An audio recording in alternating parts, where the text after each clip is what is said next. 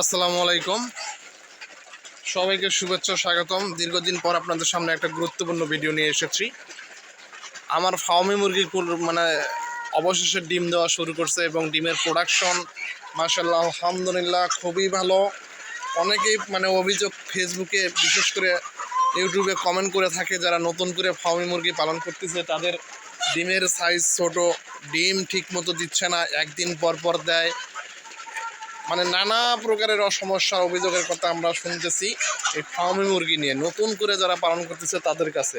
এবং হঠাৎ করে মুরগি অসুস্থ হচ্ছে, এই শীতে হঠাৎ করে মুরগি মারা যাচ্ছে, চুনা পায়খানা করছে।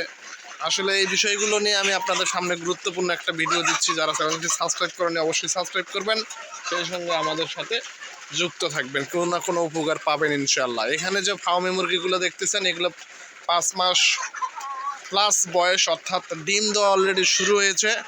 এখানে আমার মুরগিগুলো এর আগেও বলেছি আপনাদের, আমি 100 মুরগি নিয়ে শুরু করেছিলাম। মাশাআল্লাহ সেখানে আমার মুরগির সংখ্যা ছিল 25টি, 32টির উপর প্লাস। তা সেখান থেকে আমি প্রায় 25টি মুরগি বিক্রি করে দিছি, মোরগ যেটা আর কি 3 মাস বয়সের পর থেকে 350, 300, 400 টাকা পর্যন্ত আমি বিক্রি করছি। আর পরবর্তীতে এই মুরগিগুলোর মধ্যে এখন বর্তমান 65 পিস মুরগি আমার আছে। এই 65 পিসের মুরগির থেকে অলরেডি আমি 11 পিস করে ডিম পাচ্ছি, অর্থাৎ আজকে একটু প্রোডাকশন বেড়েছে, 11 পিস ডিম পেলাম এবং আমি নিয়মিত এই ডিম পাচ্ছি। আমার ডিমের আকারও মাশাআল্লাহ সুন্দর এবং ডিমও খুব প্রতিদিন দিচ্ছে। এই সমস্যাটা অনেকেই হচ্ছে, কী কারণে আমি আজকে সেটা জানাবো আপনাদের। ফার্মি মুরগির মূলত ডিম আসলে খাবারের উপরে একটা নির্ভর করে। আমি মনে করি যে প্রথমেই হচ্ছে খাবার। এই ফার্মি মুরগি আর যে মুরগি বলেন, যদি খাবারের পরিমাণটা আপনি ঠিকঠাক মতো দিতে না পারেন এবং মানসম্মত গুণমানসম্মত গুণগত খাবার যদি আপনি পরিবেশন প্রতিদিন নিয়মিত করতে না পারেন, তাহলে আপনার মুরগি একদিন পর পর ডিম দেবে, এটাই স্বাভাবিক। ডিমের আকার ছোট আসবে, এটাই স্বাভাবিক। কারণ মানুষের একটা খাদ্যের চাহিদা আর ওদেরও একটা ডিমের জন্য একটা খাদ্যের প্রয়োজন হয়।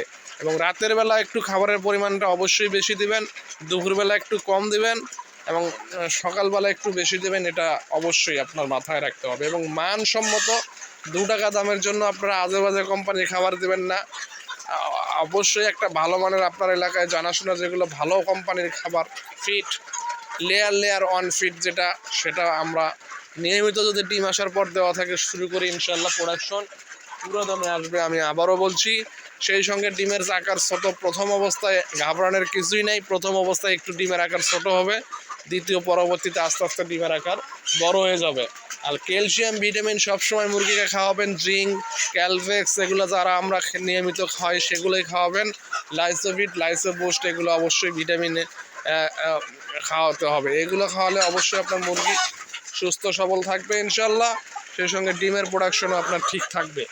ডিমের প্রোডাকশন আনতে আর মুরগির জন্য যত্ন একটা প্রয়োজনীয় গুরুত্বপূর্ণ জিনিস।